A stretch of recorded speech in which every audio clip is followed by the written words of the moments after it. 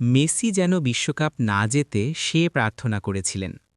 Football দুনিয়ায় এক দশকের বেশি সময় ধরে যে দ্বৈরথ বিশ্বকে বিভক্ত করেছে, এবার সে দ্বৈরথকে নিয়ে উঠে এসেছে চাঞ্চল্যকর তথ্য।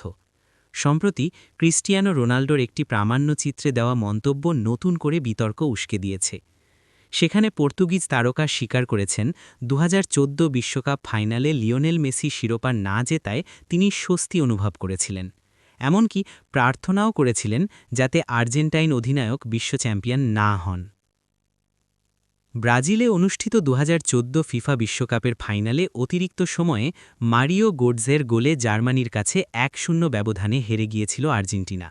সেই হারের মধ্য দিয়ে তৃতীয় বিশ্বকাপ জয়ের স্বপ্ন ভেঙে যায় মেসিদের। প্রামাণ্যচিত্রের একটি অংশে রোনালদো বলেন, তিনি প্রার্থনা করেছিলেন মেসি যেন বিশ্বকাপ না জেতেন।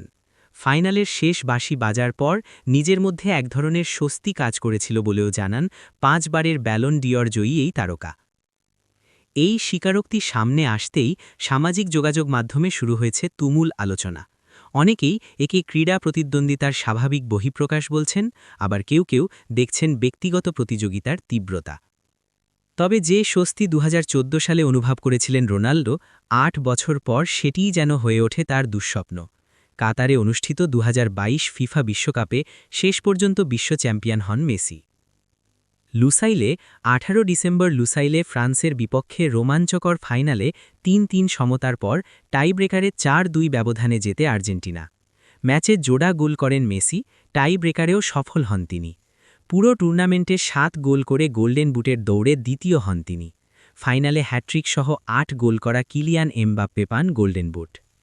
কাতারের সেই রাতকে অনেকেই আধুনিক যুগের সেরা কে নিয়ে হওয়া বিতর্কের অবসান হিসেবে দেখেন।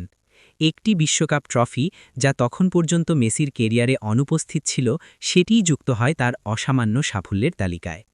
তবে দুই মহাতারকার প্রতিদ্বন্দ্বিতা কেবল একটি ট্রফিতে সীমাবদ্ধ নয়। ক্লাব ফুটবলে এল ক্লাসিকোর উত্তাপ, ব্যালন ডিওরের লড়াই, গোলের রেকর্ড, সব মিলিয়ে ফুটবলে নিজেদের আলোয় উজ্জ্বল হয়ে থাকবেন দুজনই।